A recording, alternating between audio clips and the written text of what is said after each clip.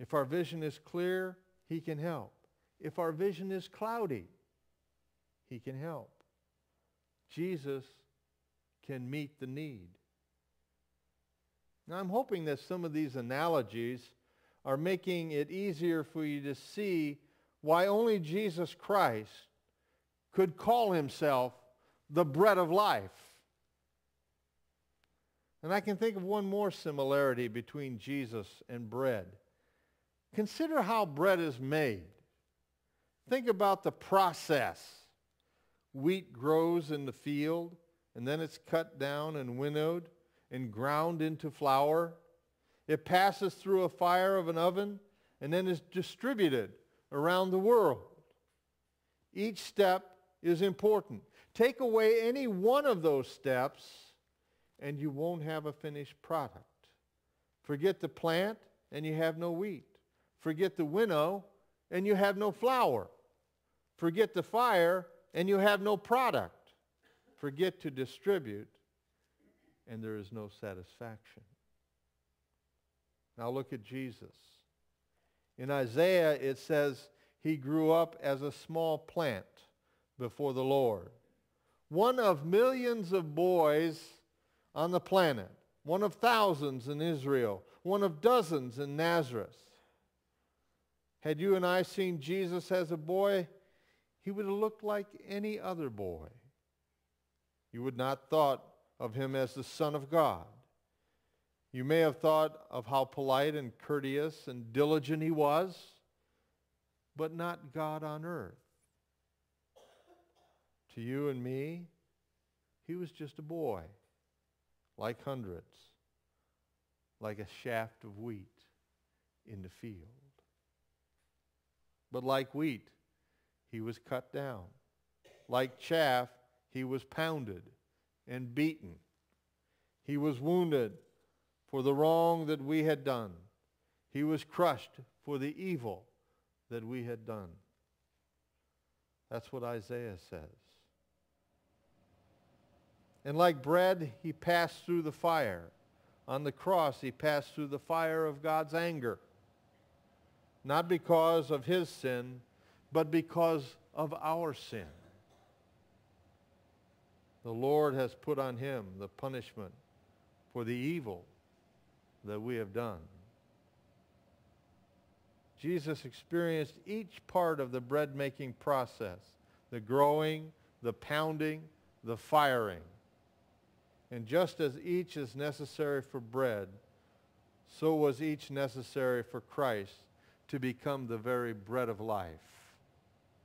Luke said it this way, the Christ which must suffer these things before He enters His glory.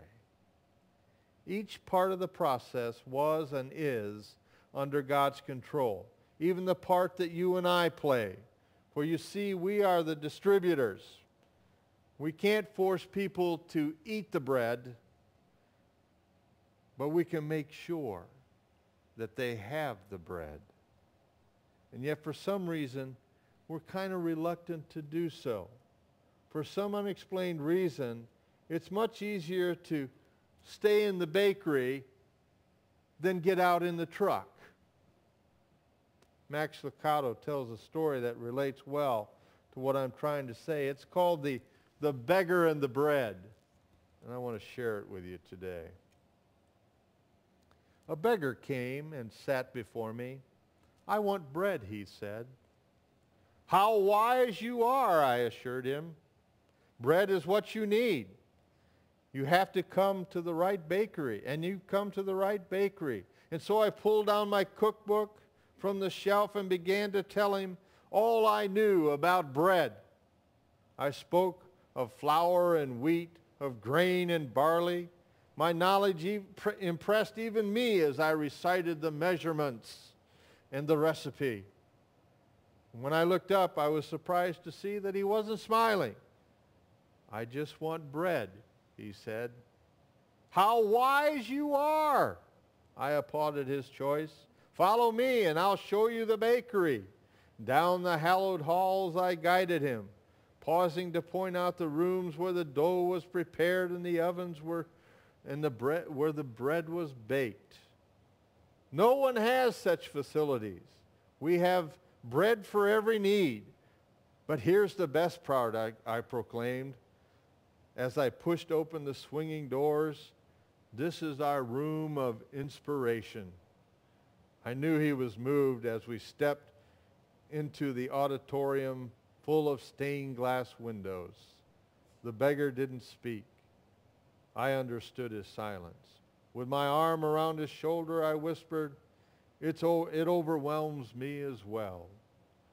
I then leaped to the podium and struck my favorite pose behind the lectern. People came from miles to hear me speak. Once a week, my workers gathered and I read them the recipe from the cookbook of life. By now, the beggar had taken a seat in the front row. I knew what he wanted. Would you like to hear me? No, he said. What I would like is some bread. How wise you are, I replied, and I led him to the front door of the bakery. What I have to say next is very important. I told him as we stood outside, look down this street and you'll find many bakeries, but take heed, they don't serve the true bread. I know of one who adds 2 spoons of salt rather than 1. I know of another one whose oven is 3 degrees too hot, and they call it bread. I warned, it's not according to the book. And the beggar turned and began to walk away. Don't you want bread, I asked him. He stopped and he looked back at me and he shrugged. I guess I've lost my appetite. I shook my head and returned to my office. What a shame, I said to myself. The world just isn't hungry for the true bread anymore. You know, I don't know what is more incredible, that God packages the bread of life in the wrapper of a country carpenter, or that he gives you and me the keys to the delivery truck. Both seem kind of risky. The carpenter, well, he did his part. And who knows, each and every one of us might learn to do ours. Amen.